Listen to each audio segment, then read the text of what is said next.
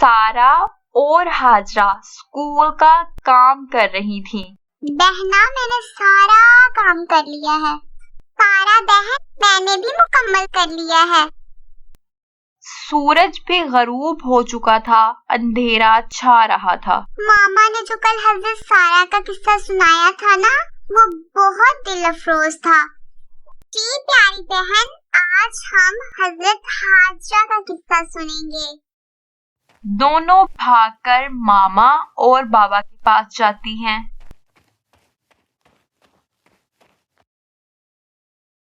ماما ہم نے سارا کام کر لیا ہے، آج آپ ہمیں حضرت حاجرہ کا قصہ سنائیں۔ جی آج ہم حضرت حاجرہ کا قصہ سنیں گے۔ جی میری پیاری، کیوں نہیں۔ حضرت حاجرہ کا قصہ میں آپ کو سناتا ہوں۔ آپ کی ماما نے حضرت سارا کے قصے میں آپ کو بتایا کہ حضرت حاجرہ حضرت ابراہیم خلیل اللہ کے عقد نکاح میں کیسے آئیں۔ بیٹا حضرت حاجرہ کے بدن سے حضرت اسماعیل پیدا ہوئے۔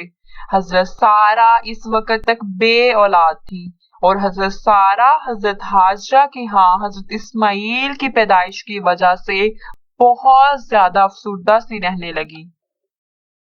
ایک دن حضرت سارا نے حضرت ابراہیم خلیل اللہ سے کہا کہ حضرت حاجرہ اور اس کے بچے کو کسی اور جگہ چھوڑاؤ، یہاں نہ رکھو۔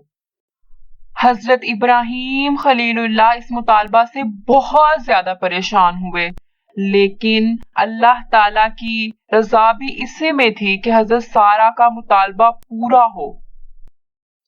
آخر حضرت ابراہیم نے دونوں ماں بیٹوں کو ساتھ لیا اور ایک بنجر میدان میں اس مقام پر آ کر چھوڑا جہاں آج کل کعبہ ہے۔ اور جب سنسان اور بنجر میدان میں دونوں ماں بیٹوں کو چھوڑ کر واپس جانے لگے تو حضرت حاجرہ نے حضرت ابراہیم خلیل اللہ سے پوچھا، ہمیں چھوڑ کر آپ کہاں چلے؟ لیکن حضرت ابراہیم خاموش رہے۔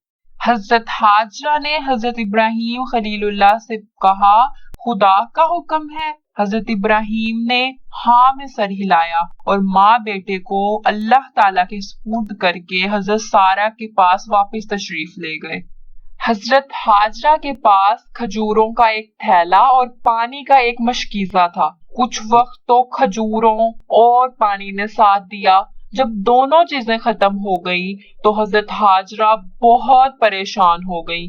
صحرائے عرب کی خوفناک گرمی نے حضرت حاجرہ اور ان کے معصوم بچے کو ہلکان کر دیا۔ پیاس کی شدت سے بے تاب ہو کر ادھر ادھر پانی کی تلاش میں دوڑی۔ تھوڑی دور دو پہاڑیاں صفا اور مروہ تھیں۔ دونوں کے ساتھ پھیرے کیے کہ شاید پانی میسر آ جائے، لیکن مایوس لوٹی۔ آخری دفعہ جب کوہ مروہ سے اتری اور بچے کے پاس پہنچی تو کیا دیکھتی ہیں کہ بچے نے جہاں جہاں ایڑیاں رگڑی تھی وہاں اللہ تعالیٰ نے شفاف اور شیریں پانی کا چشمہ جاری کر دیا۔ حضرت حاجرہ سجدہ شکر بجا لائیں، چشمے کے گرد مٹی کا احاطہ بنایا، خود بھی پیٹ بھر کر پانی پیا اور بچے کو بھی پلایا۔ چند دن کے بعد ایک قافلے کا گزر اس طرف سے ہوا۔ اس چٹیل میدان میں پانی کا چشمہ دیکھ کر قافلے والے حیران رہ گئے۔ حضرت سارا نے انہیں سارے حالات بتائے۔ قافلے کے لوگ شریف انسان تھے۔ انہوں نے ساری بات سن کر حضرت حاجرہ سے کہا، آپ اجازت دیں تو ہم یہاں آباد ہو جائیں، ہر سال پانی کے معاوضہ پر آپ کو عشر دیتے رہیں گے۔ حضرت حاجرہ نے ان کی درخواست قبول کی اور قافلہ وہاں ہی آباد ہو گیا۔ ماشاءاللہ، اللہ نے مدد کی۔ جی بالکل۔ پھر اللہ تعالیٰ نے کاروبار میں ایسی برکت دی کہ تمام بستیاں خوشحال ہو گئیں۔ تمام لوگ حضرت حاجرہ اور حضرت اسماعیل کی بہت عزت کیا کرتے تھے۔ حضرت حاجرہ نے بھی دوسرے لوگوں کی طرح بھیڑ بکریوں کے گلے پالے اور ان کے بالوں کی تجارت شروع کر دی۔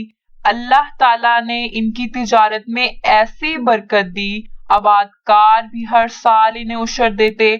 غرض نہایت آسودہ حالی اور اطمینان کے ساتھ ان کی بسر اوقات ہونے لگی۔ پانی کی وجہ سے دور دور سے لوگ آ کر اس جگہ آباد ہونے لگے اور چند سالوں کے اندر یہ مقام ایک خاصی بڑی بستی کی صورت اختیار کر گیا۔ ماشاءاللہ، اللہ نے اپنا کرم کیا۔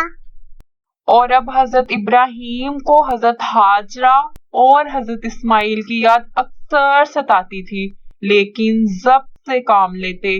دل میں کسی قدر اطمینان بھی تھا، کیونکہ انہیں اللہ تعالی کی طرف سے بشارت دی گئی تھی کہ ہم اس جنگل کو اسماعیل کی اولاد سے آباد کریں گے۔ اچھا بابا، اللہ نے پہلے بشارت دی تھی؟ کئی سال کے بعد فرزند کو دیکھنے کے لیے بے تاب ہو گئے۔ حضرت سارہ سے کہا کہ ہاجرہ اور اسماعیل کو دیکھے بغیر نہیں رہ سکتا۔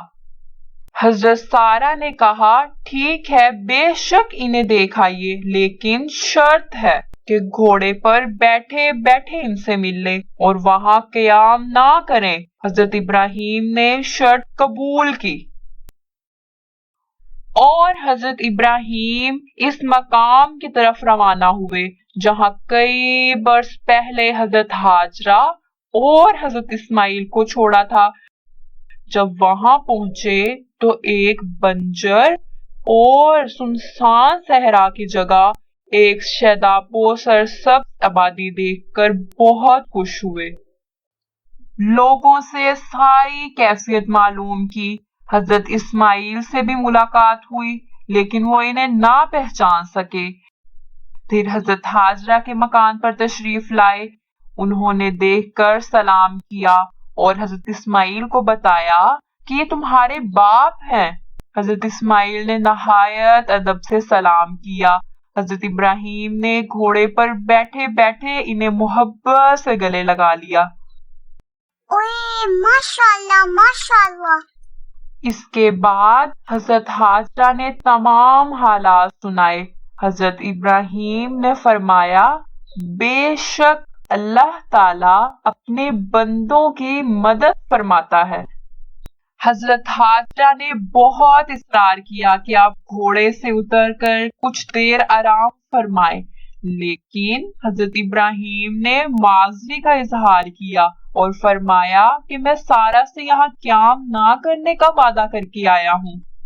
حضرت ہاجرہ نے عرض کی کہ آپ کا تمام لباس اور جسم گرد و غبار سے اٹا ہوا ہے، آپ زمین پر قدم نہ رکھیں، میں ایک پتھر لا کر رکھ دیتی ہوں، اس پر کھڑے ہو جائیں تاکہ میں آپ کا منہ دھلوا دوں اور حضرت سارہ سے کیا ہوا وعدہ بھی برقرار رہے۔ حضرت ابراہیم نے یہ بات قبول کی اور پتھر پر کھڑے ہو کر ہاتھ منہ دھویا اور اس پتھر کو اللہ تعالیٰ نے مسح کا نام دیا۔ ماشاءاللہ، وعدہ بھی پورا ہو گیا اور حضرت ابراہیم کا منہ بھی دھل گیا۔ اس کے بعد حضرت ابراہیم واپس تشریف لے گئے اور حضرت سارہ کو سارے حالات سنائے۔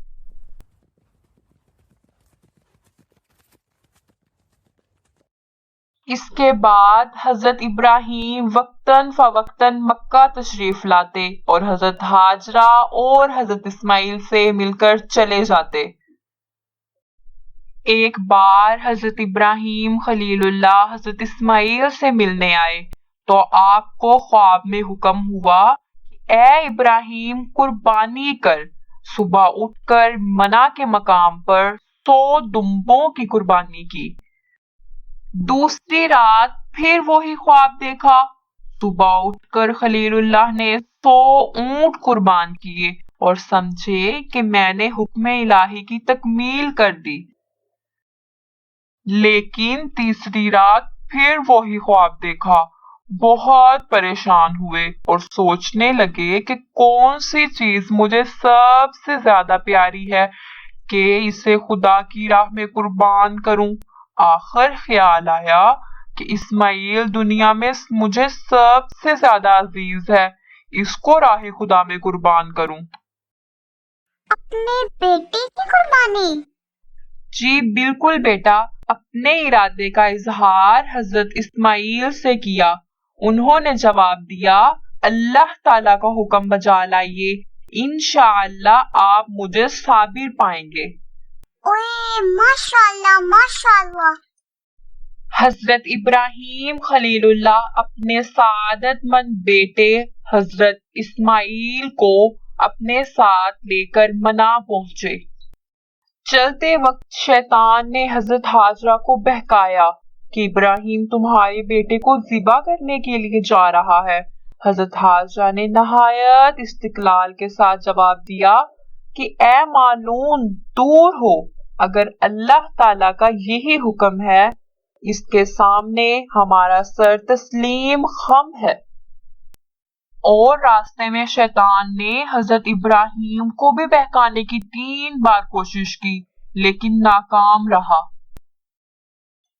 منا پہنچ کر حضرت ابراہیم نے حضرت اسماعیل کو زمین پر لٹایا اور آنکھوں پر پٹی باندھ لی تاکہ باپ کی شفقت حکم الہی کی تکمیل میں آڑ نہ ہو۔ اس کے بعد انہوں نے اپنے لختے جگر حضرت اسماعیل کے گلے پر پوری طاقت سے چھری پھیر دی، لیکن جب آنکھوں سے پٹی کھولی تو کیا دیکھا کہ حضرت اسماعیل کی جگہ ایک مینڈھا ذبح کیا ہوا پڑا ہے اور حضرت اسماعیل صحیح سلامت مسکرا رہے ہیں۔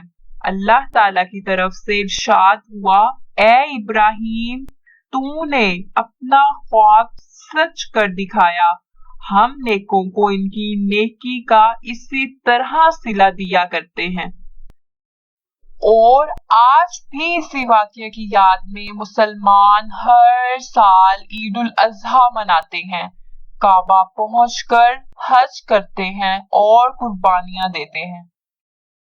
حضرت ابراہیم جب تیسری بار حضرت اسماعیل سے ملنے آئے تو انہیں خانہ کعبہ بنانے کا حکم ہوا۔ چنانچہ دونوں باپ بیٹے حضرت ابراہیم اور حضرت اسماعیل مل کر تعمیر کعبہ میں مصروف ہو گئے۔ 1 ذی القعدہ کو تعمیر شروع کی اور 25 ذی القعدہ کو مکمل کی۔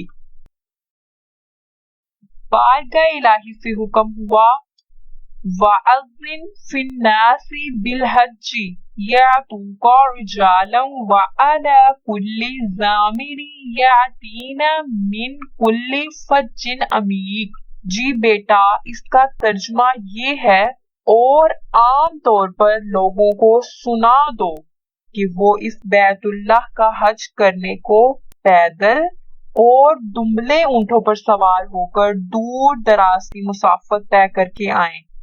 حضرت ابراہیم نے عرض کی، کانا یبلغ صوتی، جس کا ترجمہ ہے میری آواز نہیں پہنچے گی۔ رب کریم نے عرض کی، علیک الاذان وعلی البلاغ، ترجمہ تیرا کام پکارنا ہے اور پہنچا دینا ہمارا کام۔ چنانچہ حضرت ابراہیم نے مخلوق کو پکارا اور اللہ تعالیٰ نے دنیا کے گوشے گوشے میں ان کی آواز پہنچا دی۔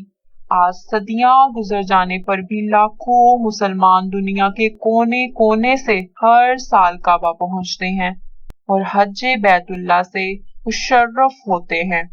فرزند حضرت اسماعیل کی نسل سے ہمارے نبی آخر الزمان سرور کائنات حضرت محمد صلی اللہ علیہ وآلہ وسلم رونق افروز ہوئے۔ الحمدللہ۔ آج کا قصہ دل کو چھو جانے والا تھا۔ اگر آپ نے ابھی تک حضرت سارہ کا قصہ نہیں دیکھا تو اس کا لنک ڈسکرپشن باکس میں دیا گیا ہے۔ جی بالکل، آج کا قصہ بہت اچھا تھا۔ اگر آپ کو بھی آج کا قصہ اچھا لگا تو ویڈیو کو لائک کرنا ہے اور شیئر بھی کرنا ہے اور کمنٹ کرنا تو بالکل بھی مت بھولنا۔ چینل کو سبسکرائب کرنا اور بیل آئیکن کو دبانا تو بالکل بھی مت بھولیے گا ताकि आप भी हमारी अच्छी अच्छी इस्लामिक स्टोरीज का हिस्सा बन सके। फी अमानिल्लाह।